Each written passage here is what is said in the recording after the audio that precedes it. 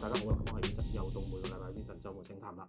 如果咧大家咧係從事電商行業呢個服務嘅話咧，咁可能都會聽過一間公司就叫做聚水潭啦。因為其實佢係中國大陸咧比較有名嘅 SaaS ERP 公司嚟嘅。咁喺 ERP 呢個細分嘅領域咧，其實可以話係做到遙遙領先嘅第一。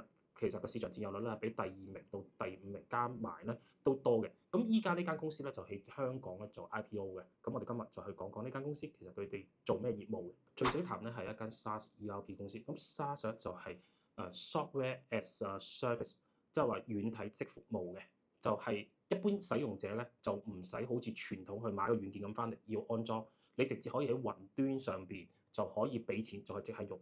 咁呢啲平台咧通常咧都會提供唔同領域嘅服務嘅，即係例如好似客戶關係管理啦、CRM 啦、企業資源規劃啦、ERP 啦，同埋雲端服務嘅。咁依家咧比較有名嘅，咁國際上嘅話就係 Microsoft 啊、Zoom 啊同埋亞馬遜。咁大陸比較有名嘅就係騰訊啦，同埋阿里雲嘅。SaaS 咧係有唔同嘅功能平台嘅，其中咧 ERP 就其中之一。ERP 就係企業資源規劃。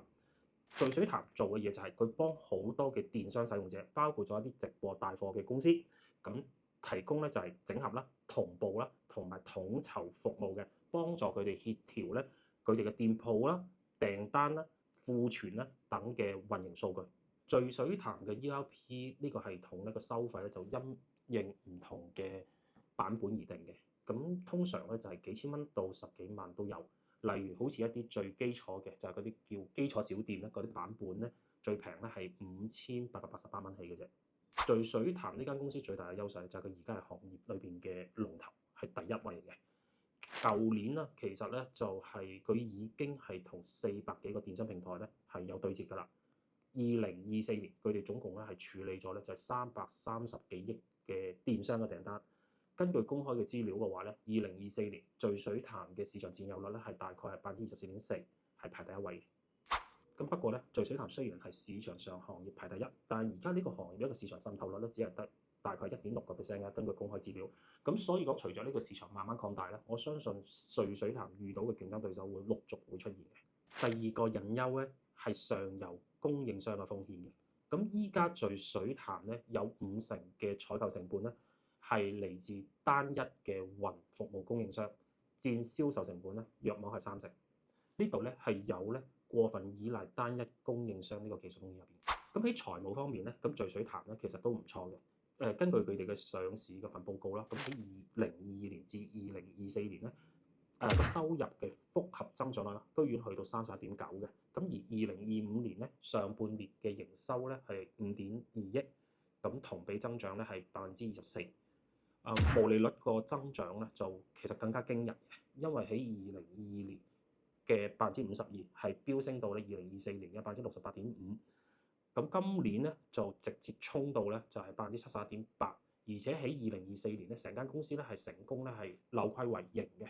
咁呢一方面咧，其實咧佢哋嘅收入主要貢獻或者要多謝咧就係福建省同埋浙江省。咁福建省係一個外貿嘅大省啦，咁而浙江省大家知道，因為阿里巴巴嘅所在，所以講一直就係電商嘅集中地嚟嘅。咁呢兩個省嘅收入咧係佔咗聚水潭咧係去到18.1%嘅。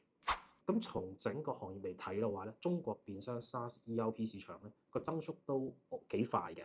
咁由2020年嘅16億，咁到2024年咧就已經係增長到30億㗎啦。預計咧到2029年咧係會去到83億嘅成個行業嘅規模嘅。咁呢一方面咧，對於聚水潭嚟講，亦都會係一個利好嚟嘅。咁短線嚟講啦，咁由於香港咧個新股熱潮都仲要好熾，所以講咧聚水潭咧如果上市咧，咁其實去抽咧應該都係有肉食嘅。